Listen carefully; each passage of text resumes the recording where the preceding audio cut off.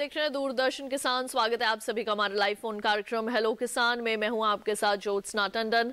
Hello किसान एक ऐसा कार्यक्रम है जिसमें हम आपको कृषि जगत से जुड़ी तमाम जानकारियां देते हैं, कुछ ऐसे विषय आपके लिए लेकर आते हैं जिससे कि आपका खेती किसानी जो है वो और भी ज्यादा आसान हो सके। आइए आपको बता दें कि आज हम किस विषय पर चर्चा करने वाले हैं। हमारे आज लाइव हेलो किसान कार्यक्रम का विषय रहने वाला है कृषि उत्पाद व्यापार और वाणिज्य अधिनियम 2020। और इन विषयों पर ज्यादा जानकारी देने के लिए हमारे साथ जो मौजूद हैं उनसे हम आपका परिचय बाद में करवाएंगे, लेकिन सबसे पहले आप नोट कीजिए हमारा टोल फ्री नंबर जो कि है 1800-113060, 1800-113061। ये दोनों हमारे टोल फ्री नंबर्स हैं। जब भी आप फोन करना चाहें नंबर्स पे फोन कर सकते हैं। आपका कोई भी पैसा, कोई भी शुल्क नहीं लगेगा। बस अपने टीवी की आवाज को बंद रखिएगा जब भी आप अपना प्रश्न विशेषज्ञों से पूछें। अब आइए आपका परिचय करवाते हैं। हमारे साथ स्टूडियो में मौजूद हैं डॉक्टर SK सिंह जी जो हमें ज्यादा जानकारी देंगे इस विषय पर। डॉक्टर सिंह आपका बहुत बहुत स्वागत है। और साथ ही ऑनलाइन हमारे साथ मौजूद हैं डॉक्टर अशोक दलवाही जी। डॉक्टर अशोक आपका भी बहुत बहुत स्वागत है हमारे लाइव फोन कार्यक्रम में। धन्यवाद। तो फिर आइए कार्यक्रम में चर्चा की शुरुआत करते हैं। अगर आप कृषि कानूनों के संबंध में कोई भी जानकारी लेना चाहते हैं तो बेहिचक हमें फोन करें। और आइए कार्यक्रम में चर्चा की शुरुआत करते हैं डॉक्टर SK सिंह जी के साथ। डॉक्टर सिंह सबसे पहले तो ये आपसे जानना चाहूंगी कि ये जो अधिनियम है, जो कानून है, इनसे किसानों को किस तरह से लाभ मिल सकता है, क्या बताना चाहेंगे? प्रश्न बहुत ही लाजमी है। होता क्या था कि किसान अपनी उपज को लेकर मंडी में जाया करता था और मंडी में अगर जिस भी भाव में बिकता था वहाँ पर जो खरीदार होते थे वो आपस में मिलकर दाम तय कर देते थे। एक ऐतिहासिक कदम उठाते हुए सरकार ने किया क्या कि अपने उपज का, किसान अपनी उपज का सौदा करने के लिए पूर्णतया स्वतंत्र हो गया कि वो जिसको चाहे, जहां चाहे, जहां पर उसको अच्छा मूल्य मिले उसको बेच सकता है जी। छोटे छोटे किसान जो है अपनी उपज को 20 किलोमीटर 25 किलोमीटर सुदूर मंडियों में जब ले जाते थे तो उनको अनावश्यक रूप से परिवहन व्यय करना पड़ता था। आज उसकी कोई ज़रूरत नहीं है। आज वो अपने घर बैठ करके अपने गोदाम में माल रखा है, उनकी उपज रखी है, वहाँ से वो बेच सकते हैं। जो भी उनको अच्छा पैसा देगा उसको बेच सकते हैं। एक चीज़ मैं किसान भाइयों को बिल्कुल स्पष्ट करना चाहता हूं कि पहले क्या होता था कि अगर कोई धान मिल, कोई दाल मिल वाला अगर उनका माल, उनका उपज अच्छे दाम पर खरीदना चाहता था तो उसको भी मंडी जाना होता था और किसान को भी मंडी जाना होता था। और अगर वो जो खरीदार है, जो प्रसंस्करण करता है, प्रोसेसर है, अगर उसके पास लाइसेंस नहीं होता था मंडी को तो उन परिस्थितियों में करना क्या पड़ता था कि उसको वहाँ के जो कमीशन एजेंट होते थे उनके माध्यम से कमीशन चार्जेस भी अनावश्यक दे करके खरीदना पड़ता था।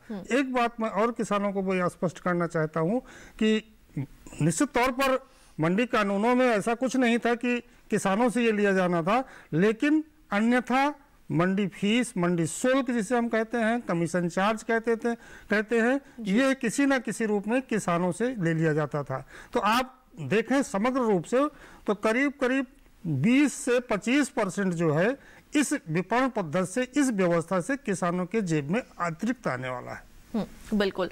और डॉक्टर अशोक आपसे भी मेरा सवाल यही रहेगा कि किस तरह से इन कानूनों के जरिए किसान को लाभ पहुंच सकता है, आपके विचार क्या है?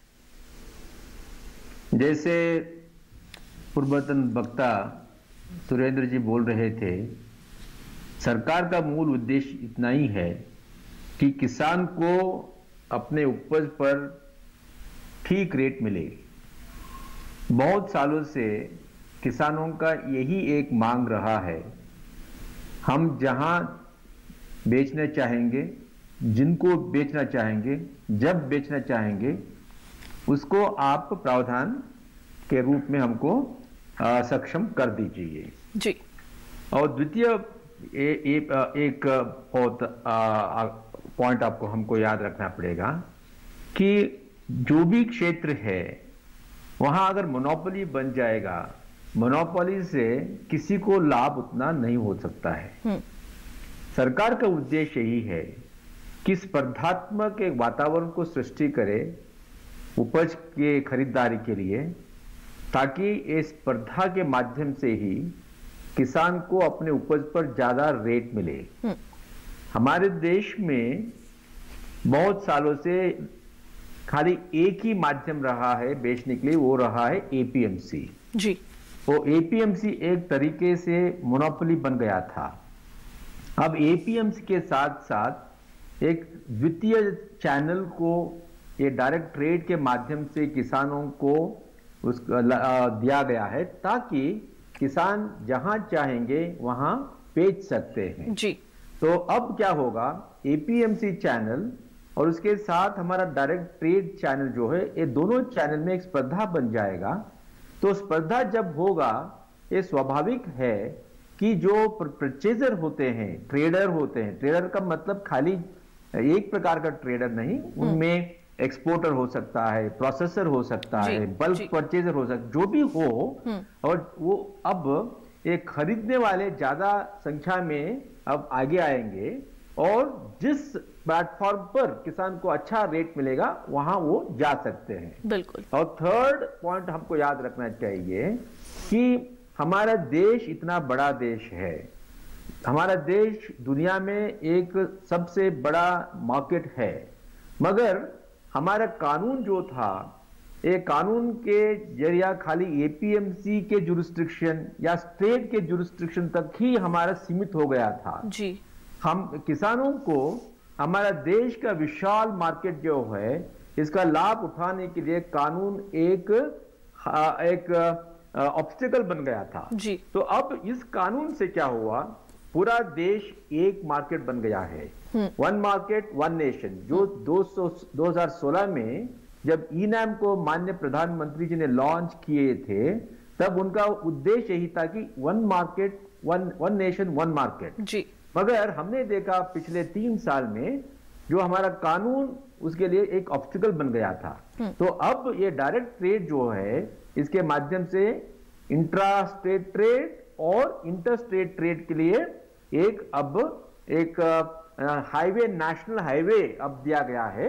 तो इस कारण से पूरा देश एक मार्केट बन गया है। तो जब एक मार्केट बन जाएगा, परचेजर का संख्या बढ़ जाएगा और किसान को स्पर्धा मूलक और अच्छा सा रेट मिलेगा। और आखिरी पॉइंट मैं आपको ये कहना चाहता हूं, इसको सक्षम करने के लिए हमारा जो एसेंशियल कमोडिटीज एक्ट था 1955 का, उसमें भी बहुत सारे ऑब्स्टिकल्स थे, क्योंकि स्टोरेज स्टॉक के लिए एक लिमिट होता था, ट्रांसपोर्टेशन के लिए बहुत सारे अड़चनियां रहते थे। तब एसेंशियल कमोडिटीज एक्ट को अमेंड करके वहां बहुत सारे कमोडिटीज को, अब एग्रीकल्चर कमोडिटीज को डीरेगुलेट किया गया, मतलब स्टोरेज स्टॉक पर या ट्रांसपोर्टेशन के लिए कोई किसी प्रकार का ऑब्स्टिकल अब नहीं रहेगा। तो इस कारण से हमारा जो ट्रेडर्स है, प्रोसेसर्स है, और जितना वो खरीदना चाहेंगे उतना खरीद सकते हैं। तो ये दोनों कानून जो है बहुत इंपॉर्टेंट है, और ये दोनों कानून को हम एक ही कॉइन का 2 फेसेस के आकार में देखना चाहिए। और ये भी याद रखना चाहिए कि एपीएमसी तो रहेगा ही, अगर खाली डायरेक्ट ट्रेड रहेगा ये एक मोनोपोली बन जाएगा। सरकार यही नहीं चाहता है कि कोई मोनोपोली ना हो, तो यही उद्देश्य है और ये सरकार का विजन है, यही गोल है। बिल्कुल। तो आपने काफी विस्तार से जो है वो इसके बारे में जानकारी दी है, लेकिन कार्यक्रम में चर्चा को भी आगे जरूर बढ़ाएंगे। पहले देखते हैं ये खास रिपोर्ट।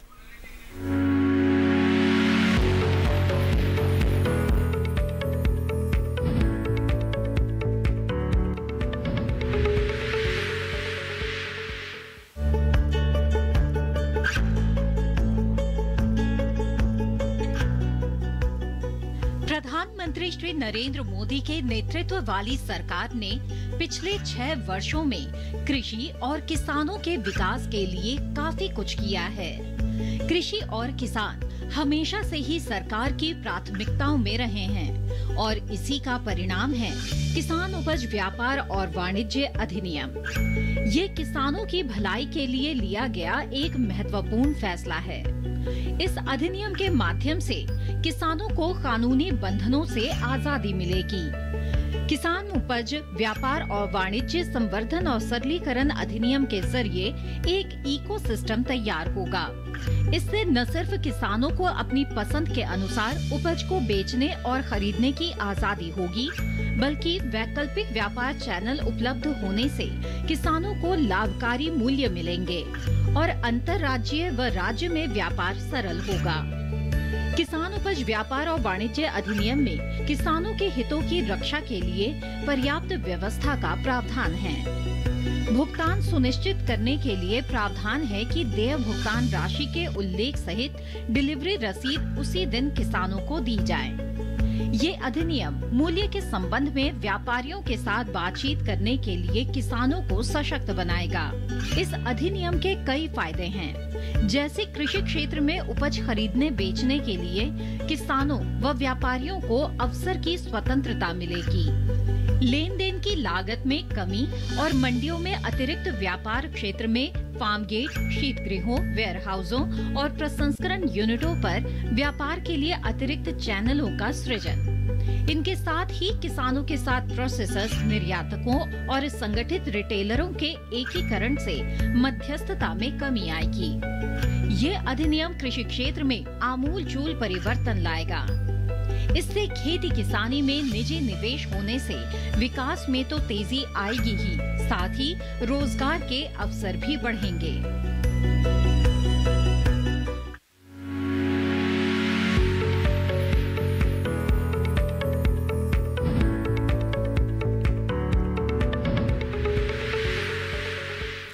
तो अभी आपने देखी है विशेष रिपोर्ट कृषि उपज व्यापार और वाणिज्य अधिनियम। ये है हमारे आज के कार्यक्रम का विषय। अगर आप इस कानून के संबंध में कोई भी जानकारी लेना चाहते हैं तो बेहिचक हमें फोन कीजिए हमारे टोल फ्री नंबर्स पर 1800-113060 और 61, ये दोनों ही हमारे नंबर हैं। जब भी आप इन पर फोन करेंगे आपका कोई भी पैसा नहीं लगेगा, कोई भी शुल्क नहीं लगेगा। बस अपने टेलीविजन की आवाज को बिल्कुल बंद रखें जिस दौरान आप अपना प्रश्न हमसे पूछें। हमारे साथ डॉक्टर एस.के. सिंह और डॉक्टर अशोक दोनों ही मौजूद हैं आपके समस्या का समाधान करने के लिए। अगर आपके मन में इस विषय के संबंध में कोई भी शंका है उसे ये दोनों ही विशेषज्ञ बखूबी दूर कर सकते हैं। आइए रुक करते हैं डॉक्टर सिंह का। डॉक्टर सिंह, जब मंडियों की व्यवस्था अच्छी चल रही थी तब ये कानून लाने की जरूरत क्यों आन पड़ी? मंडियों की व्यवस्था अच्छी चल रही थी, इसमें कोई शक नहीं है, लेकिन हम सभी जानते हैं कि इतने सारे व्यवधान थे, इतने सारे उसमें व्यवस्थाएं की गई थी मंडी व्यवस्था में कि वो बाध्यकारी साबित हो रही थी। किसानों को व्यापारियों से, जो एक्चुअल खरीदार थे सचमुच से, उनके साथ संपर्क होना बहुत मुश्किल हो पा रहा था। एक मैं उदाहरण देकर अपनी बात को रखता हूं कि अगर कोई किसान या कोई भी अपना ट्रक लेकर के किसी एक राज्य से दूसरे राज्य में जब प्रवेश करता था तो उसको मंडी कानून के अंतर्गत उस जैसे ही राज्य में प्रवेश करता था तो प्रवेश शुल्क तो लिया ही जाता था और उसको उसकी गाड़ी को रुकवा करके उसमें तमाम चीज़ों की मंडी शुल्क दिया गया है कि नहीं दिया गया है, क्या लिए हैं, कैसे लिए हैं। और इतना ही नहीं, प्रदेश के अंदर भी पूरा प्रदेश विभिन्न मंडी क्षेत्रों में बटा हुआ था। एक मंडी क्षेत्र से अगर वह माल कृषि उपज ट्रक में दूसरे मंडी क्षेत्र में पहुंचता था तो फिर उसको बैरियर लगा करके, या जो वहां के मंडियों के इंस्पेक्टर्स होते थे वो चलते रहते थे मोटरसाइकिल पर, चेक करते थे, भाई बताइए क्या लिए हो, कहाँ लिए हो। तो इससे जो है अनावश्यक हरासमेंट होता था। जो चीज़ें लेकर जाते थे उसमें नुकसान होता था, अगर वो फल सब्जी हैं रोक करके उसमें नुकसान पहुंचता था।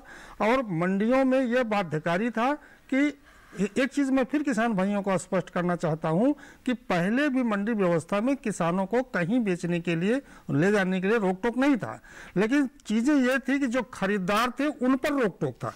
दो में से एक पर रोक टोक हो जाएगा, दूसरा अपने आप हो जाता है। खरीदार जो व्यापारी होते थे वो खरीद फरोख्त मंडी के प्रांगण में ही कर सकते थे और दूसरा किसान जो है उन्हीं को बेच सकता था। तो ऐसी हालात में उसे, अगर उसके घर के पास कोई खरीदार है, कोई प्रोसेसिंग की यूनिट है उसके बगल में, घर से निकले वहां वो नहीं बेच पाता था।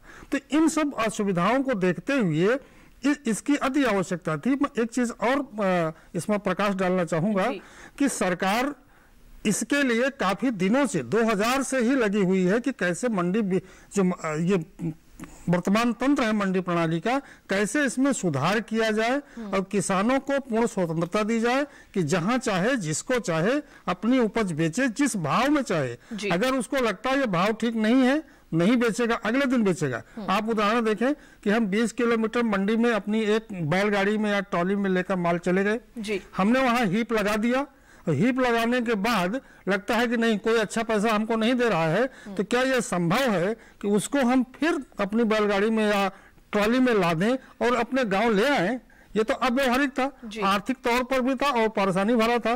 तो इन समस्याओं को निजात पाने के लिए इस व्यवस्था को किया गया है। एक चीज मैं यहाँ और भी स्पष्ट कर देना चाहता हूँ कि मंडी प्रणाली में जो काम होता था वो यथावत चलता रहेगा, वहां पर कोई अवरोध नहीं होगा। ये अतिरिक्त व्यवस्था की गई है कि किसान जहां अपना माल रखे, जहां चाहे, जिसको चाहे, वो अच्छे दामों पर, अपने दाम पर, जो उसको लगे कि ये हमारा लाभकारी दाम पर, उसको बेच सकता है। बिल्कुल, तो ये कह सकते हैं कि मंडियों के अतिरिक्त ये और कुछ और विकल्प भी जो हैं वो किसानों को दे दिए गए हैं। और इसी के साथ कार्यक्रम में वक्त हो चला एक छोटे से ब्रेक का। आप कहीं मत जाइए, देखते रहिए दूरदर्शन किसान।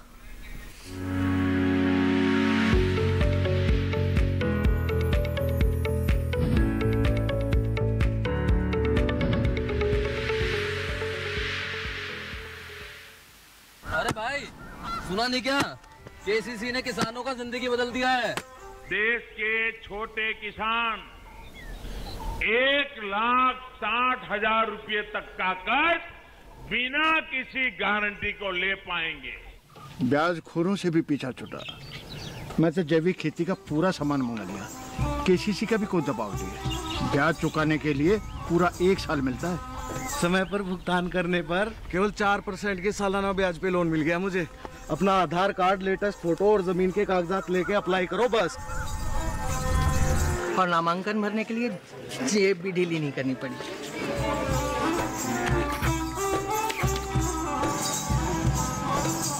चाचा, उधार चुकाने के 24 घंटे के बाद उतने ही पैसे वापस निकाल सकते हैं।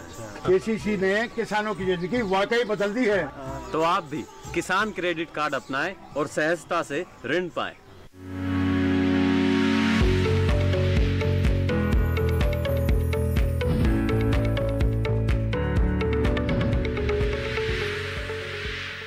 ब्रेक के बाद एक बार फिर आप सभी का स्वागत है हमारे लाइव फोन कार्यक्रम हेलो किसान में। और आज हम बात कर रहे हैं कृषि उपज व्यापार और वाणिज्य अधिनियम 2020 के बारे में।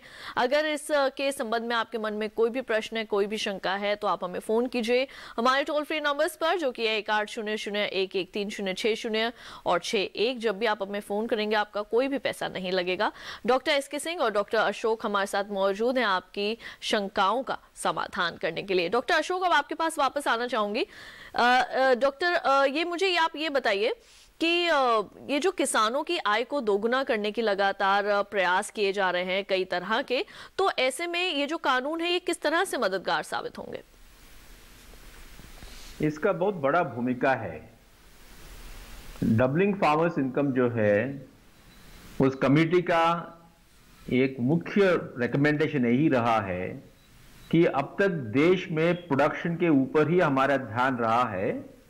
अब से हमको पोस्ट प्रोडक्शन, मतलब हार्वेस्ट से शुरू करके ये सेल होने तक जितना प्रणाली चाहिए, उस प्रणाली पर हमारा ध्यान अब बहुत आवश्यक है।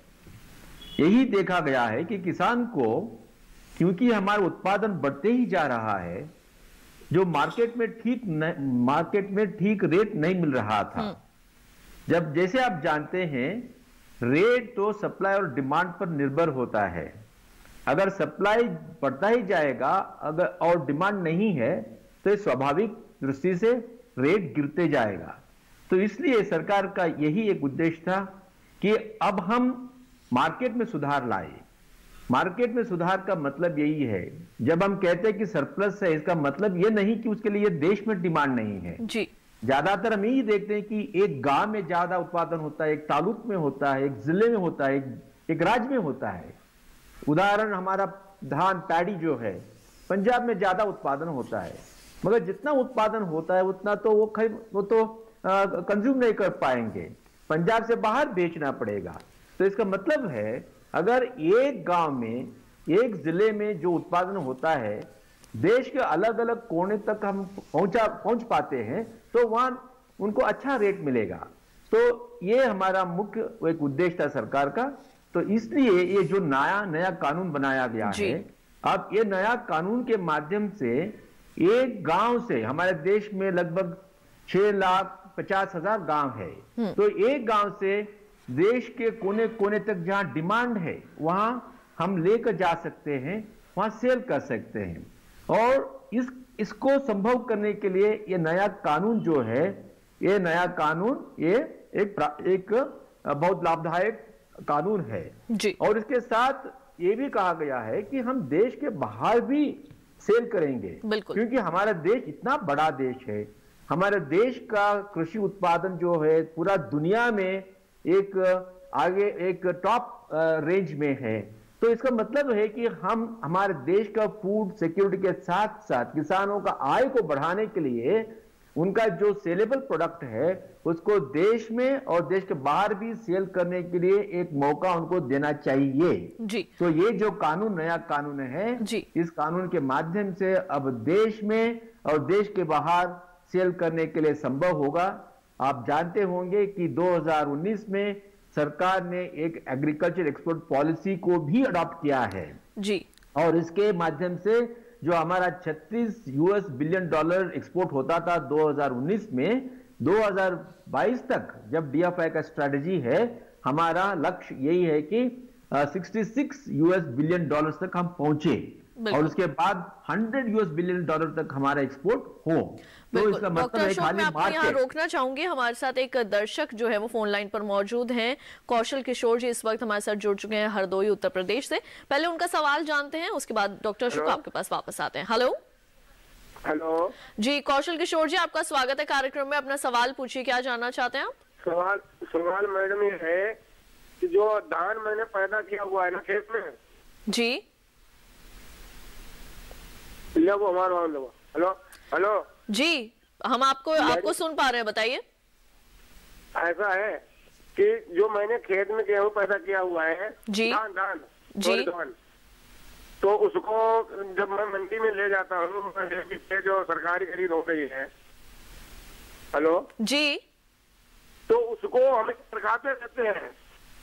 अब मैं गया हुआ तो बोल रहे हैं कि जनवरी का टोकन हुआ, जनवरी में तुम्हारी। हेलो जी, आप अपना प्रश्न एक बार फिर से दोहराएं। जब आप धान को मंडी में लेकर जाते हैं तब वो आपको क्या कहते हैं? लेकर जाते हैं वहाँ तक टोकन देते हैं वो आपको? तो वो आगे बढ़ाते रहते हैं, पैसे की जरूरत है। समय को आगे बढ़ा देते हैं और आपको टोकन दे देते हैं। टोकन नहीं, जनवरी का कह रहे हैं कि टोकन जनवरी में लेके धान आना, जनवरी में धान लेकर आना, वो ऐसा कहते हैं मंडी में जब आप धान को लेकर जाते हैं। जी जी, अगर मैं लेके पहुंच गया होता तो फिर वापस लाना पड़ता ना। जी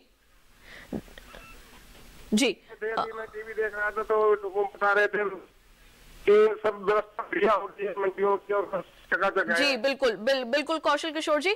डॉक्टर अशोक क्या बताना चाहेंगे इसके बारे में आप? जब ये धान अपनी उपज जब मंडी में लेकर जाते हैं तो इनको जनवरी में आने का टोकन दे दिया जाता है। अब ऐसे में अगर किसानों की कुछ समस्या होती है तो इसका समाधान कैसे हो सकता है? कौशल जी जो ठीक पूछ रहे थे, उनका जो समस्या है, ऐसे बहुत सारे किसानों का समस्या हमने देश में देखना पाते हैं। तो इसी को हल करने के लिए सरकार ने एक नया कानून लाया है और नया कानून के माध्यम से एक नया ट्रेड चैनल अब बन गया है। अब तक क्या हो रहा था, क्योंकि किसान को अपने पास में निकट में जो स्थापित एपीएमसी वहीं पर ही सेल करना होता था, वो एक तरीके से मोनोपोली बन गया था। खाली खरीदने वाले एक ही आदमी रहता था या दो रहते थे। तो जो वो कहेंगे उसी के अनुसार किसान को संभलना पड़ता था। अब देखिए नया कानून जो बन गया है, कौशल जी को 2 चैनल का अब संभव है। एक चैनल है एपीएमसी को, दूसरा चैनल है, ये भी संभव है कि हमारा एक एक्सपोर्टर हो, एक प्रोसेसिंग हाउस हो या होलसेलर हो, वो सीधा गांव को जाकर उनके गांव से खरीद सकते हैं। अब जो उनका कष्ट है कि वो मार्केट गए, किसी ने नहीं खरीदा तो वापस लाना पड़ता है या किसी कमीशन एजेंट या आड़तिया के पास रखना पड़ता है, ये तो इतना कष्ट होता था किसान को। तो किसान का इसी समस्या को हल करने के लिए उनके गांव में या निकट के एक मार्केट में सेल करने के लिए, खरीदारी करने के लिए जो पहले कानून का एक ऑब्स्टेकल था उसको उठाया गया है अब कौशल जी को धीरे धीरे वो देखेंगे कि ऐसे समस्या नहीं होंगे।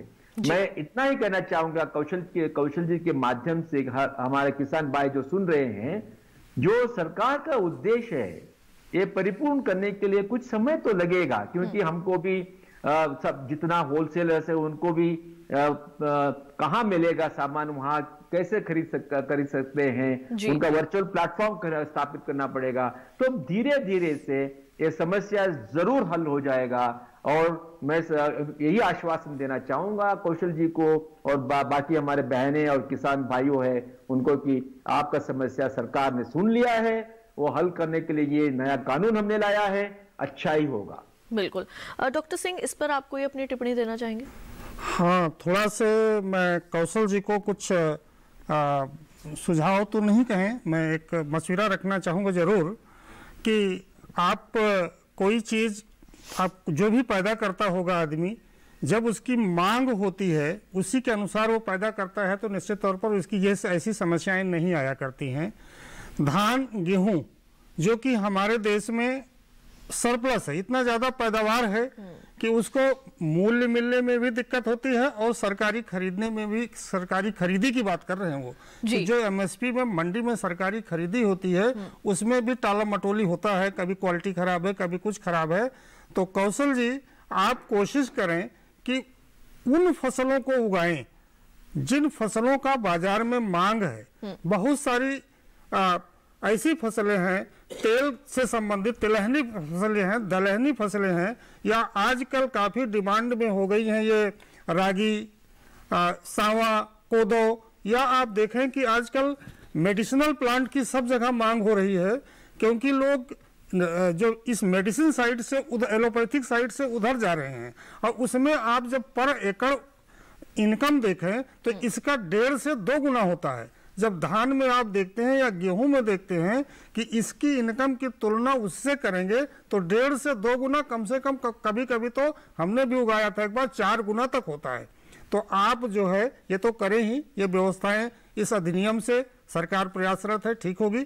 लेकिन हमारा आपको पुनः सुझाव है कि यह बाजार व्यवस्था है, उत्पादक तो रहे ही रहे, आप कहीं ना कहीं बाजार पर अपनी नजर गड़ाएं कि क्या फसल हम उगाएं, किसकी मांग है और किसकी अपनी उत्पादन लागत से ज्यादा कीमत बाजार में मिलती है। तो कृपया करके धान गेहूं पर ना निर्भर रहें, जिसकी देश में प्रचुर मात्रा में उत्पादन हो रहा है। थोड़ा सा अपने को बदलने का कोशिश करें ताकि अपनी पॉकेट भर सकें और अपने घर के लोगों को भी पर्याप्त मात्रा में संसाधन सुविधा वगैरह उपलब्ध करा। बिल्कुल। तो अगर आप पारंपरिक फसलों की खेती से थोड़ा सा हटकर अगर दूसरी, जैसे कि डॉक्टर सिंह ने बताया कि औषधीय पौधों की अगर खेती करेंगे, और वहीं दूसरी ओर डॉक्टर सिंह फूलों की खेती की ओर भी जो है ये अपना रुख कर सकते हैं, क्योंकि साल भर जो है वो फूलों की जो मांग जो है वो बनी रहती है। तो अगर आप ऐसी किसी फसल का आप कोई ऐसा कुछ विकल्प चुनते हैं तो निश्चित तौर पर आपको जरूर सफलता हासिल होगी और आपको मूल्य भी इसका अच्छा मिलेगा। डॉक्टर सिंह, ये जो कानून है और ऐसा किसानों के अंदर ये शंका है कि इससे जो है वो कृषि विपणन प्रणाली में जो बड़े व्यापारी हैं उनका एकाधिकार हो जाएगा, ऐसा लोग कहते हैं। इस बात को मैं उत्तर दूं इसके पहले मेरा खुद का अनुभव है कि मेरे पास 10 बीघा खेत है, मैंने पुदीना उगाया रियल में, ऐसा नहीं, नौकरी तो करता हूँ, खेती भी है हमारे पास। उस जो धान गेहूं, चूंकि मैं फैजाबाद अयोध्या का रहने वाला हूँ, तो वहां पर इसकी जो आय हुई धान गेहूं से वो 4 गुना हमको मिली और हमको कहीं प्रकार के इस एमएसपी पर बेचने का, मंडी के भ्रमण करने का जरूरत ही नहीं पड़ी, लोग आकर के वहां से ले गए। अब दूसरा बात आई कि कारपोरेट या जो ऐसे लोग हैं वो कहीं ना कहीं किसानों का शोषण ना करें। तो इसका ज्यादातर इशारा इधर हो रहा है 2 तरीके से कि बड़े उद्योगपति लोग आएंगे और वो किसानों को नुकसान पहुंचाएंगे। तो यह निश्चित तौर पर किसान भाइयों को समझ लेना है, वो जानते भी हैं कि बहुत जगह ऐसे लोग खरीदी कर रहे हैं, तो ऐसे लोगों को भी तो माल चाहिए ना। अगर वो रिलायंस आया है और रिलायंस को सब्जी भाजी खरीद करके अपने स्टोर में बेचना है, तो अगर वो आपके साथ धोखाधड़ी करेगा तो आप अगले साल उसको दोगे और वो अपनी साख को कभी नहीं गिराना चाहेगा।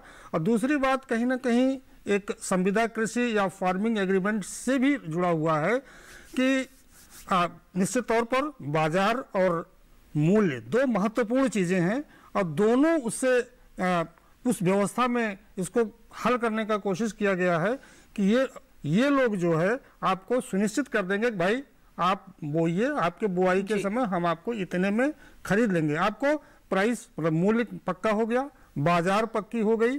तो इस तरीके से ऐसे भ्रम में नहीं पड़ना चाहिए। और साथ ही जो अन्य व्यापारी गण हैं जो अभी आज व्यापार का कार्य कर रहे हैं, जो प्रोसेसिंग का कार्य कर रहे हैं, जो एक्सपोर्ट का कार्य कर रहे हैं, वो कहीं तंत्र से बाहर नहीं होने वाले हैं। तो सब में एक प्रतिस्पर्धा होगी एक दूसरे में कि हमको चाहिए, आपको इससे अच्छा माल मिलने वाला है। इस भ्रम को निकाल देने की जरूरत है। बिल्कुल, और कार्यक्रम में चर्चा को आगे जरूर बढ़ाएंगे, लेकिन फिलहाल वक्त हो चला है एक और छोटे से ब्रेक का। जल्द लौटेंगे वापस, आप देखते रहिए दूरदर्शन किसान।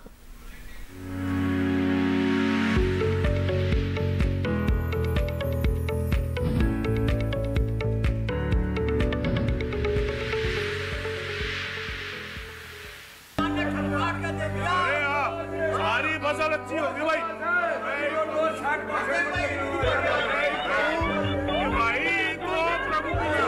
और अब एक जरूरी सूचना, देश के कुछ राज्यों में किसानों द्वारा बड़े पैमाने पर पराली जलाने से आसमान में धुंध छा गई है। लाखों लोगों को सांस लेने में तकलीफ हो रही है।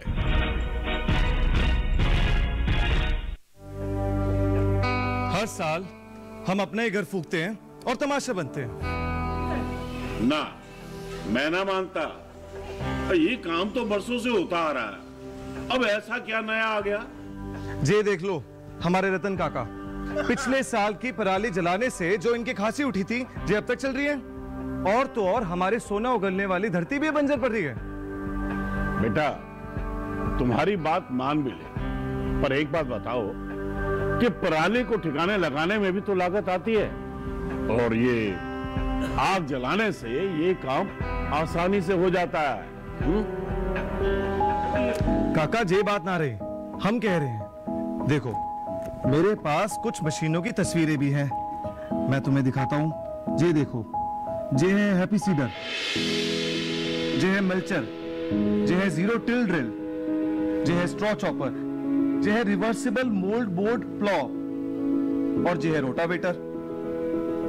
ये सारी मशीनें अब 50% अनुदान पे मिल रही है, और तो और कस्टम हायरिंग केंद्र लगाने पर सरकार से 80% का अनुदान भी मिलेगा।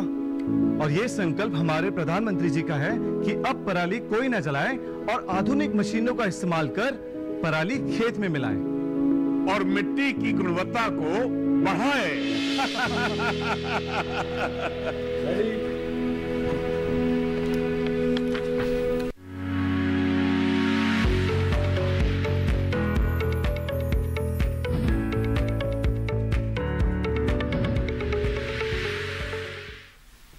ब्रेक के बाद एक बार फिर आप सभी का स्वागत है हमारे लाइव फोन कार्यक्रम हेलो किसान में, जहां आज हम बात कर रहे हैं कृषि उपज व्यापार और वाणिज्य अधिनियम 2020 के बारे में।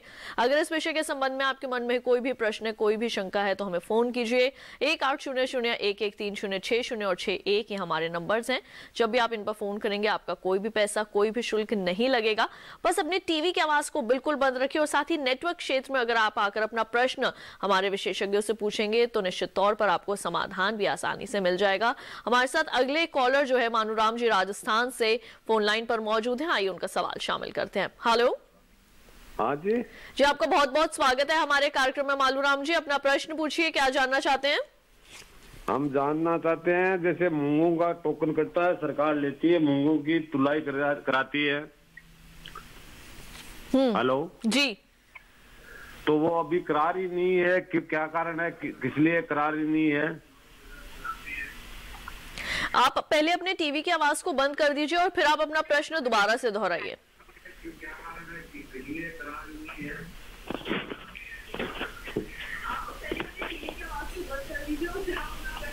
जी अब बताइए।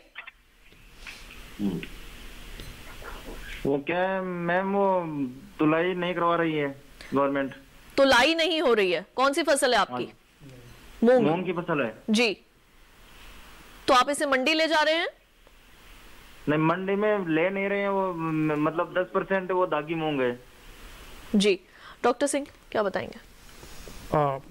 वो उन्होंने खुद ही कहा कि दागी मूंग है, दागी है, 10% दागी है जी। तो आप जानते हैं कि सामान तो ठीक ही ठाक होना चाहिए, तभी खरीदा जाएगा। और ये भी वही एमएसपी की बात कर रहे हैं जो कि कृषि विभाग खरीदारी करवाता है, और राज्य सरकार नेफेड राज्य सरकार की जो एजेंसियां हैं उनके साथ मिलके कराता है। तो इनके लिए मुझे 2 ही सुझाव है। तो जो राज्य सरकार की एजेंसियां खरीदारी कर रही हैं उनसे वो संपर्क करें। और दूसरी बात जो है, जहां तक दागी का प्रश्न है, उसको साफ सुथरा बना करके जो दागी है उसको छन्ना लगाएं, छन्ना लगा करके दागी को छटाई करके निकाल दें और ठीक ठाक माल लेकर के जाएंगे तो निश्चित तौर पर उनकी खरीदी होगी। और दागी तो फिर दिक्कत तो है ही है, उसको आपको ध्यान देना पड़ेगा। अच्छा माल लेना है तो अच्छा गुणवत्ता का सामान भी होना चाहिए। जी डॉक्टर अशोक, क्या आप इसके बारे में कुछ कहना चाहेंगे? सुरेंद्र जी तो ऑलरेडी ठीक उत्तर दिए हैं जी। एक ये है कि किसान भाइयों को ये समझना चाहिए जो मिनिमम सपोर्ट प्राइस घोषित होता है वो तो फेयर एवरेज क्वालिटी के लिए होता है। उसका मतलब है कि किसान को अगर उस एमएसपी को पाना है तो उसी तरीके का क्वालिटी का कमोडिटीज को भी देना पड़ेगा। बिल्कुल। और ये जो एमएसपी के तौर पर जो खरीदारी होती है पल्सेस या ऑयल सीड का, वो तो नाफेड के माध्यम से हर साल होता है जब मार्केट में किसान को ठीक रेट नहीं मिल रहा है। ये नहीं कि जैसे धान और गेहूं का खरीदारी होती है एफसीआई के माध्यम से, पल्सेस और ऑयल सीड्स के वो व्यवस्था नहीं है।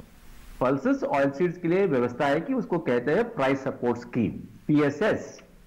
इसका मतलब है जब भी मार्केट में किसान को ठीक रेट नहीं मिल रहा है तब उच्च राज्य सरकार कृषि मंत्रालय को, केंद्रीय कृषि मंत्रालय को लिखते हैं कि हमारा खरीदारी हो, तो तब हम वो अप्रूव करके नाफेड को हम वहां भेजते हैं। तो जरूर अगर ये व्यवस्था का आवश्यक है तो हो ही जाएगा। इतना किसान भाइयों को मैं कहना चाहता हूं कि पिछले 5 साल में विशेषकर जितना पल्सेस का ऑयल सीड का खरीदारी इस सरकार कर रही है पहले कभी नहीं हुआ था। हर साल, क्योंकि हम यही चाहते कि हमारा किसान भाइयों ज्यादा से ज्यादा ऑयल सीड्स को उत्पादन करे, पल्सेस को उत्पादन करे, क्योंकि हमारा न्यूट्रिशन सिक्योरिटी बहुत आवश्यक है, तो जरूरी व्यवस्था होगा। और मगर किसान सरकार का एक उद्देश्य है कि किसान को एमएसपी से ज्यादा पैसा मिले। एमएसपी का मतलब क्या है? Minimum support price. तो हम यही चाहेंगे मार्केट व्यवस्था इतना अच्छा बने कि वहां स्पर्धा इतना हो कि किसान के उपज पर एमएसपी से ज्यादा पैसा मिले। तो इसी कारण से अब एपीएमसी के साथ नया जो डायरेक्ट ट्रेड का चैनल को अब स्थापित किया जा रहा है, इससे जरूर किसान को ठीक होगा। मगर मार्केट में अगर ठीक रेट पाना है तो उनका जो क्वालिटी है उसको भी थोड़ा ध्यान में रखना चाहिए। बिल्कुल। उसका मतलब क्या है, उसका ड्राइंग ठीक हुआ है क्या नहीं, उसमें ब्रोकन परसेंटेज कितना है, मॉइस्चर परसेंटेज कितना है, ये सब थोड़ा देख कर अगर लेकर जाएंगे तो ये स्वाभाविक तरीके से उनको अच्छा सा रेट मिलेगा। और एक पॉइंट मैं कहना चाहूंगा जो आप पहले पूछ रहे थे, क्या इस कानून से किसान भाइयों और बहनों, हमारे जो बड़े बिजनेस हाउसेस है, कॉर्पोरेट हाउसेस है, उनके मुट्ठी में आएंगे? नहीं, क्योंकि सरकार जब ये कानून लाया है, खाली एक कानून नहीं लाया है, इसके साथ सरकार ने ये कोशिश कर रहा है जैसे हमारे किसान भाई और बहनों है ये अपने ठीक पांव पर खड़े हो। तो क्या होता था पहले, अगर पैसा चाहिए तो एक मारवाड़ी के पास जाना पड़ता है, अपने संबंधी के पास जाना पड़ता है। अब सरकार ने ये कहा है, एक व्यवस्था कर रहा है। पहला है जो लोन है, अब इस साल 2020-21 में 15 लाख करोड़ क्रॉप लोन देने का व्यवस्था सरकार ने किया है। पहले इतना नहीं दिया जाता था। द्वितीय है कि हार्वेस्ट के बाद जब मार्केट रेट गिर जाता है और किसान को ठीक नहीं रेट मिलता है, तो हमारा ये उद्देश्य है कि हम वेयरहाउस को लेकर जाए और वेयरहाउस में रखे, वहां नेगोशिएबल वेयरहाउस रिसीट के रूप में वो लोन ले सकते हैं। वो भी कंसेशनल रेट ऑफ इंटरेस्ट पर मिलेगा, ताकि जब तक मार्केट नहीं सुधरेगा तब तक किसान को सेल करने का आवश्यकता नहीं है। तो आप देखेंगे कि सरकार हर तरीके से, हर कोने, हर दृष्टि से किसान का जो किसान को मजबूत करने के लिए एक नया व्यवस्था खड़ा कर रहा है। तो धीरे धीरे ये जो अब किसान का थोड़ा वल्नरेबिलिटी है वो ठीक होता जाएगा। जी बिल्कुल, हमारे साथ हमारे अगले कॉलर राम बोरी जी जो है वो चित्रकूट उत्तर प्रदेश से मौजूद हैं फोन लाइन पर। आइए उनका सवाल शामिल करते हैं। हेलो हेलो हेलो, राम बहोरी जी आप तक आवाज पहुंच रही है हमारी? शायद उनसे संपर्क जो है वो हमारा टूट चुका है। एक बार फिर से हम कोशिश करेंगे, प्रयास करेंगे कि उनसे बात कर सकें। आइए कार्यक्रम में चर्चा को आगे बढ़ाते हैं, रुक करते हैं डॉक्टर सिंह का। डॉक्टर सिंह, जैसे कि अब कुपोषण के ऊपर भी पार पाने के लिए हमारी सरकार लगातार जो है वो प्रयास कर रही है, तो क्या इस तरह की फसलें हमारे किसानों को उगानी चाहिए जिससे कि कुपोषण जो है वो हमारा देश कुपोषण मुक्त हो सके, और क्या ये कानून उसके अंदर कितना जो है अपना योगदान है वो दे सकते हैं? थोड़ा हट के, लेकिन बहुत अच्छा प्रश्न है और किसानों के लिए कई दृष्टिकोण से बहुत अच्छा है ये। क्योंकि लगातार हम धान गेहूं जबकि बहुत सारा न्यूट्रिएंट, बहुत सारा पानी ज़मीन से लेता है। पंजाब हरियाणा में देखें तो पानी की समस्या नीचे हो रही है ज़मीन की, इसीलिए। और दूसरी जो है कि ऐसा खाद्य पदार्थ होना चाहिए, ऐसे फसल होनी चाहिए जिससे न्यूट्रिशन की रिक्वायरमेंट जो हमारे खाने पीने की जो हमारे शरीर को ज़रूरत है उसकी भी पूरी होनी चाहिए जी। तो इसीलिए जोर दिया जा रहा है। और इसमें आप जोर ऐसे आप देख सकते हैं कि सरकार ने इन फसलों की जो एमएसपी के अंदर है, इनकी एमएसपी भी ज़्यादा बढ़ाया है। जैसे स्मॉल मिलेट्स की बात करते हैं आप, सावा, कोदो, ये सब फसलें जो हैं ये डायबिटीज वगैरह को देखें कि डायबिटीज लोगों को बड़ा फायदा करता है। बिल्कुल। तो अगर इसका जो वोकल फॉर लोकल है कि हमारे माननीय प्रधानमंत्री जी का, उसको आधार मानकर इसको पॉपुलराइज किया जाए तो बहुत ज़बरदस्त डिमांड बढ़ेगी और किसान इसको पैदा करेगा तो वो एमएसपी पर बेचने का उसके दिमाग में जो चल रहा है वो बात ही खत्म हो जाएगी और न्यूट्रिशन की भी ज़रूरत पूरी होगी। दालें देखें, दालों को सरकार ने एमएसपी बढ़ाया और दालें अब जो है हमारी ज़रूरत, जितनी देश की ज़रूरत है उतना के आसपास पहुँच गया। लोगों को दालें भी मिल रही, पर कैपिटा ज्यादा दालें मिल रही हैं। इसी प्रकार से तिलहन की तरफ जोर देना चाहिए किसानों को, इससे न्यूट्रिशन की भी रिक्वायरमेंट पूरी होगी और साथ साथ जो है उनको अच्छा पैसा भी मिलेगा। और जहां तक इस कानून का बात है, अब ये समस्या भी खत्म हो गई कि बगल में आपकी दाल मिल लगी है, आप जाए अपना सोयाबीन या चना या मूंग या और जो भी चाहें आप वहां जाकर बेच दें, मंडी ले जाना नहीं है। आपको प्रोसेसर अच्छा पैसा भी देगा, वो इसलिए पैसा देगा उसको मंडी नहीं जाना पड़ रहा है, उसकी कास्ट, परिवहन की कास्ट घट रही है।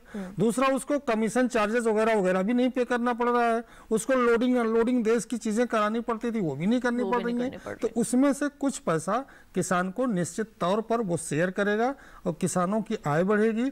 हमारी जनसंख्या जो देश की है उसको अच्छा खाद्यान्न के साथ साथ एक न्यूट्रिशस भोजन भी मिलेगा और हमारा कानून उसमें पूर्णतः मददगारी भी है। बिल्कुल। डॉक्टर अशोक, आप इस संदर्भ में कुछ कहना चाहेंगे? यही मैं कहना चाहूंगा कि अब देश का लक्ष्य खाली फूड सिक्योरिटी नहीं, न्यूट्रिशन सिक्योरिटी है। बिल्कुल। फूड सिक्योरिटी का मतलब कार्बोहाइड्रेट्स पर विशेष ध्यान था, न्यूट्रिशन सिक्योरिटी का मतलब है प्रोटीन्स, फैट्स, मिनरल्स, विटामिन्स, इस सब को पूरा करना चाहिए। तो इस दृष्टि से सरकार डाइवर्सिफिकेशन पर बहुत ध्यान दे रहा है। डाइवर्सिफिकेशन का मतलब है कि हम क्रॉप से हॉर्टिकल्चर को जाएं और उसके साथ साथ dairy sector, meat sector, fishery sector भी उतना ही हम लक्ष्य रखें। तो पिछले 10 साल से हम देख रहे हैं कि हॉर्टिकल्चर का एरिया देश में बढ़ रहा है। अब 26 मिलियन हेक्टेयर तक हमने पहुंच गया और हमारा उत्पादन जो है फ्रूट्स एंड वेजिटेबल्स का 315 मिलियन टन तक हमने पहुंच गया है। तो इससे क्या होगा, per capita availability of fruits and vegetables बढ़ गया है और जब सप्लाई बढ़ेगा नेचुरली कंज्यूमर्स को कम रेट में भी मिलेगा जी। मगर किसान के दृष्टि से, क्योंकि किसान को भी हम चाहेंगे कि अच्छा रेट मिले, तो इस कारण से अब एग्री लॉजिस्टिक्स मतलब cold storage Reifer vans, pack houses, इस पर बहुत पैसा हमने खर्च कर रहे हैं। इससे क्या होगा, किसान जब तक किसान को भी अच्छा रेट मिलेगा, कंज्यूमर्स को भी इससे फायदा होगा। बिल्कुल। और इसके साथ साथ जो हमारा डेयरी सेक्टर है, इसका मतलब मिल्क सेक्टर जो है, मीट, एग और फिशरी सेक्टर है, ये तो नया ग्रोथ इंजन है हमारे देश में जी। पिछले 50, 70, 60 साल में हम खाली ये सीरियल्स पर, फूड ग्रेन्स पर विशेष हमारा लक्ष्य रहा था। अब हम चाहेंगे कि किसान को डाइवर्सिफाई करने के लिए एक मौका दे, ताकि उनका आय भी बढ़ेगा। तो अब हम देख रहे पिछले 10 साल में हमारा मिल्क सेक्टर बहुत अच्छा सा उत्पादन हो रहा है, मीट बढ़ रहा है, फिशरी बढ़ रहा है। जैसे फिशरी सेक्टर में हमारा अब उत्पादन 13 मिलियन टन हो गया है, और हमारा लक्ष्य है कि 2026 तक ये 20 मिलियन टन बने जी। और आप जानते हैं हमारे मिल्क उत्पादन पूरा दुनिया में नंबर 1 स्थान पर है यहाँ जी। अब 195 मिलियन टन हमारा उत्पादन हुआ है। अब तो हम इसको आगे लेकर 250 मिलियन टन करना चाहेंगे। तो इससे क्या होगा, इस कारण से सरकार ने एनिमल हस्बेंड्री डिपार्टमेंट को, फिशरी डिपार्टमेंट को हॉर्टिकल्चर के लिए ज्यादा सा पैसा देना शुरू कर दिया है। इसके साथ साथ किसान को कंसेशनल रेट पर इंटरेस्ट दिलवाने के लिए पहले खाली जो हमारे क्रॉप सेक्टर को इंटरेस्ट सबवेंशन मिलता था किसान क्रेडिट कार्ड माध्यम से, अब किसान क्रेडिट कार्ड को उनको भी दिया जा रहा है जी। बिल्कुल। जो डेयरी सेक्टर का फार्मर है, फिशरी फार्मर है, हॉर्टिकल्चर फार्मर, इनको भी अब किसान क्रेडिट कार्ड का एक फैसिलिटी है। तो इससे जरूर हमारा देश में न्यूट्रिशन सिक्योरिटी बढ़ेगा, किसान को आय बढ़ेगा, और पूरा देश के हित में ये है। बिल्कुल। और इसी के साथ कार्यक्रम में वक्त हो चला है एक और छोटे से ब्रेक का। कहीं मत जाइए, देखते रहिए हमारा लाइव फोन कार्यक्रम हेलो किसान।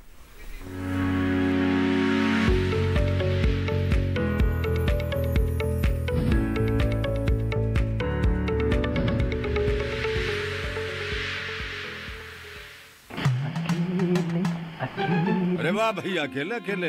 अरे तू भी ले, पर खाएगा कैसे? मैं ऑर्गेनिक खेती की बात कर रहा रे बेटे। अकेले अकेले खेती कब तक करेगा?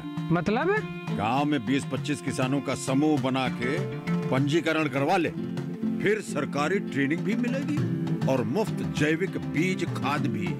फिर बीजीएस ऑर्गेनिक की सरकारी मोहर के साथ तेरी उपज आकर्षक पैक में पहुंचेगी बड़े बाजार तक। अच्छा। हाँ। अरे भाई कहाँ चल दिया? सबको साथ लाने, आमदनी बढ़ाने।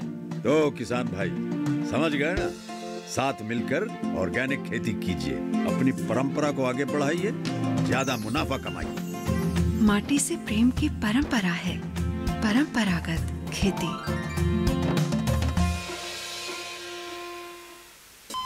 अरे सुन तो। मुझे क्या सुनाना चाहते हो? जो सुनाओ मेरी सौतन को। किसको? अरे वही तुम्हारा मोबाइल फोन जिससे सुबह शाम दिन रात चिपके रहते थे और कहते थे किसान कॉल सेंटर से बातें हो रही हैं। अच्छा ये बात है। हाँ क्यों, क्या हुआ? अब बात नहीं होती क्या? अब तो झट से बात हो जाती है। ऐसा क्या? हाँ, अब तो ज्यादा लाइनें और खास तकनीक के कारण खेती के माहिरों से तुरंत बात हो जाती है।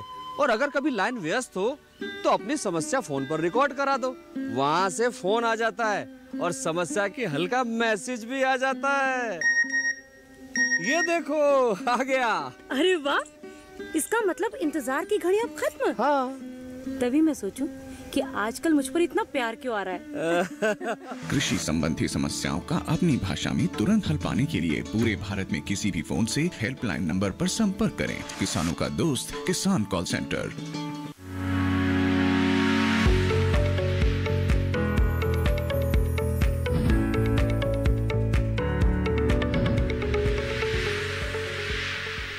ब्रेक के बाद एक बार फिर आप सभी का स्वागत है हमारा लाइव फोन कार्यक्रम हेलो किसान में। और आई कार्यक्रम में बढ़ते हैं आगे और रुक करते हैं हमारे अगले कॉलर का। संतोष कुमार मिश्रा जी बलिया उत्तर प्रदेश से हमारे साथ फोन लाइन पर मौजूद हैं। आइए उनका सवाल शामिल करें। हेलो। हाँ हेलो संतोष जी, आपका बहुत बहुत स्वागत है कार्यक्रम में। सवाल पूछिए, क्या जानना चाहते हैं आप? हाँ, ये जानना चाहते हैं कि सर जैसे कि गांव देहात के में जो बनिया होते हैं, बनिया जी जी, हाँ, तो ये इस बार भी वही दिखाई दे रहा है कि यही गांव में घूम घूम करके और कम रेट पर सबका धान ले जाएंगे और जैसे कि हम अपना निजी सोच रहे हैं कि जैसे कि 11, 12, 13 कुंतल होता है। हेलो जी। हाँ सर, हाँ तो यही कि जैसे कि हम कम ये बनिया वो लोग बीच वाले को न देना पड़े, सरकारी रेट पर हमारा धान घर ही से चला जाए। जी, आप चाहते हैं कि बिचौलिए के पास आपको ना जाना पड़े और आप सीधा ही जो है वो जो सरकारी खरीद जहां से और हो रही है वहीं से आप सीधा कांटेक्ट कर सकें, आप यही जानना चाहते हैं? हाँ सर, कि सरकारी रेट पर हमारा धान चला जाए। जी, धान आपकी फसल है? धान है।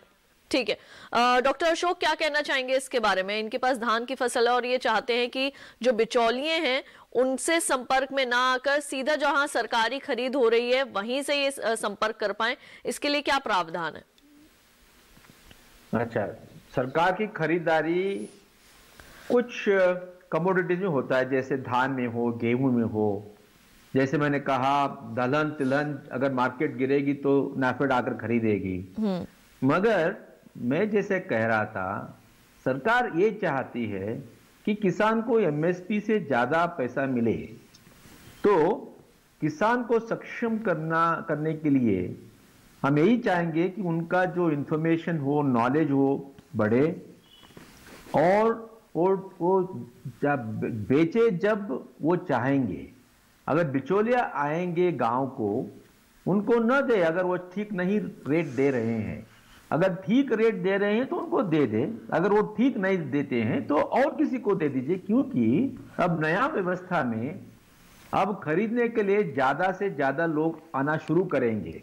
क्योंकि ये पहली साल है तो शायद ये संभव है कि जो गांव के पास जो बिचौलिए थे शायद वो पहुंच गए हैं, मगर धीरे धीरे यही आप देखेंगे कि बड़े बड़े खरीदार भी आना शुरू करेंगे। अगर उनका रेट ठीक नहीं है तो मैं आपको अनुरोध करूंगा, आप दूसरे जगह जाए, जैसे एपीएमसी है वहां जाइए, जहां अच्छा रेट मिलेगा वहां जाइए जी। मगर ये जो गेहूं है, धान है, दलहन तिलहन का खरीदारी जितना संभव है उतना सरकार जरूर खरीदेगी, मगर हमारा उद्देश्य यही रहेगा एमएसपी से ज्यादा आपको मिले। और आपका फार्मर प्रोड्यूसर्स ऑर्गेनाइजेशन को बनाइए। सरकार 226 तक 10,000 प्रोड्यूसर्स ऑर्गेनाइजेशन को मोबिलाइज करने का एक लक्ष्य रखा है। और हम चाहेंगे हमारे छोटे किसान जो है, क्योंकि अकेले तो बहुत उनका उतना थोड़ा वीक हो जाता है वो, तो हम चाहेंगे किसान अपना एक प्रोड्यूसर्स ऑर्गेनाइजेशन बने, ताकि वो बड़े बड़े जो बिजनेस हाउसेस है या खरीदार होंगे उनके साथ एक ताकत से उनके साथ वो बार्गेन कर पाएंगे। तो ये भी एक नया लक्ष्य है। तो ये नया कानून जो है उसके साथ फार्मर प्रोड्यूसर्स ऑर्गेनाइजेशन, उसके साथ कॉन्ट्रैक्ट फार्मिंग एक्ट, ये जो नया कानून लाया गया है मैं समझता हूं तो धीरे धीरे ठीक होगा। और क्योंकि गांव से एक बड़े शहर तक पहुंचने के लिए रास्ता ठीक नहीं था जी, या गोडाउन ठीक नहीं था, कोल्ड स्टोर नहीं था, तो ये सब अब हमारे इंफ्रास्ट्रक्चर को मजबूत करने के लिए सरकार ने एग्रीकल्चर डिपार्टमेंट माध्यम से 1 लाख करोड़ का व्यवस्था किया है। इसका नाम है एग्रीकल्चर इंफ्रास्ट्रक्चर फंड। तो एग्रीकल्चर इंफ्रास्ट्रक्चर फंड के तहत अब 1 लाख करोड़ का इन्वेस्टमेंट होगा जी। इससे क्या होगा, हमारा स्टोरेज ठीक हो जाएगा, गाड़ी का व्यवस्था हो जाएगा, किसान ठीक जल्दी पहुंच पाएंगे। और इसके साथ जी 20,000 करोड़ हमारा फिशरी डिपार्टमेंट के जरिए और 15,000 करोड़ एनिमल हस्बेंड्री डिपार्टमेंट के माध्यम से और 10,000 करोड़ हम हमारा फूड प्रोसेसिंग सेक्टर में, इतना हम इन्वेस्ट करना जा रहे हैं। तो आत्मनिर्भर भारत जो है, जो मई 2020 में माननीय प्रधानमंत्री जी ने घोषणा किया है, यहाँ आत्मनिर्भर भारत के तहत किसान का हर तरीके के प्रॉब्लम को ठीक करने के लिए व्यवस्था बनाया जा रहा है। बिल्कुल बिल्कुल। तो आप देखेंगे भविष्य के 2-3 साल में ये जो इतने सालों से पड़ा हुआ था समस्या, वो समस्या हल हो जाएगा जी। और हमारे किसान भाइयों और बहनों को इससे जरूर फायदा मिलेगा। बिल्कुल। तो इसी के साथ डॉक्टर अशोक, आप हमारे साथ जुड़े और इतनी अहम जानकारी इस विषय के ऊपर दी, आपका बहुत बहुत धन्यवाद। धन्यवाद, नमस्कार। डॉक्टर सिंह, आपका भी बहुत बहुत शुक्रिया, आपने इतना समय निकाला, आप यहाँ आए और इस विषय के ऊपर आपने इतनी अहम जानकारियां दी, बहुत बहुत शुक्रिया। तो किसान भाइयों बहनों, आज हमने एक अहम विषय के ऊपर चर्चा की और हम उम्मीद करेंगे कि जितनी भी शंकाएं आपकी हैं वो धीरे धीरे जरूर ही जो है वो दूर हो जाएंगी। अब आइए आपको बता दें कि हमारे कल के हेलो किसान कार्यक्रम का क्या विषय रहने वाला है।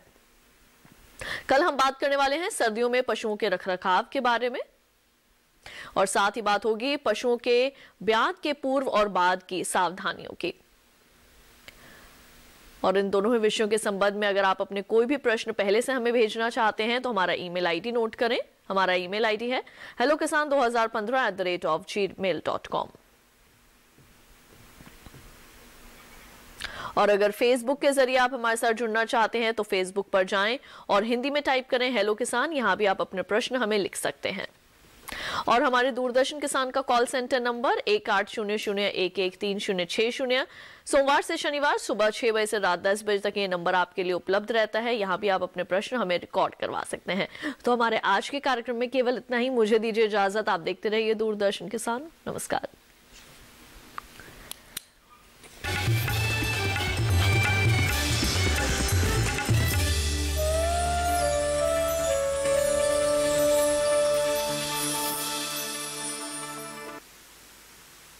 ईद की नई किरण